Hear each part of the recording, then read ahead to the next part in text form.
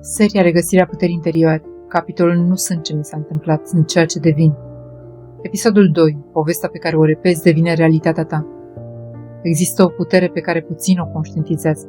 Puterea poveștii pe care o spui despre tine. Nu doar ce ți s-a întâmplat contează, ci cum alegi să interpretezi ce ți s-a întâmplat. Mintea are nevoie de coerență. Când ceva doare, ea construiește o poveste care să explice durerea. Am fost trădat pentru că nu merit iubire. Am fost abandonat pentru că sunt prea mult. Nu am reușit pentru că nu sunt suficient. Mi se întâmplă mereu lucruri rele. Și repetată de suficiente ori, povestea devine realitate percepută. Nu pentru că este adevărul absolut, ci pentru că este adevărul pe care l-ai acceptat. Mintea nu diferențiază între fapt și interpretare. Ea consolidează ceea ce repeți. Când spui constant, eu atrag doar oameni toxici. Începi să filtrezi lumea prin această convingere. Când spui nu sunt bun la asta, vei observa doar dovezile care confirmă afirmația. Asta nu e magie, e neuroplasticitate. Creierul caută coerență, iar tu îi oferi scenariul. Problema nu este că ai o poveste. Toți avem. Problema apare când povestea devine închisoare. Mulți oameni rămân prizonieri nu ai traumei, ci ai narațiunii despre traume. De exemplu, fapt, am trecut printr-o relație abuzivă. Poveste posibilă. Sunt condamnat să aleg greșit. Dar mai există o poveste posibilă. Am învățat ce nu voi mai tolera. Fapt. Am pierdut ani într-un job care nu m-a reprezentat. Poveste veche. Am mirosit viața. Poveste matură. Am descoperit ce nu sunt.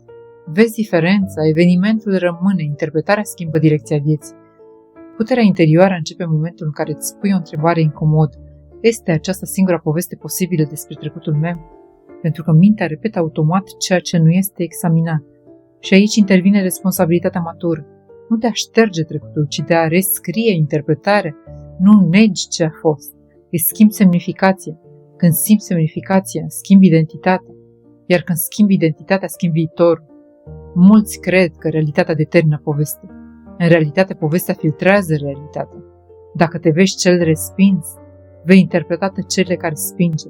Dacă te vezi cel nedemn, vei interpreta distanța ca confirmare.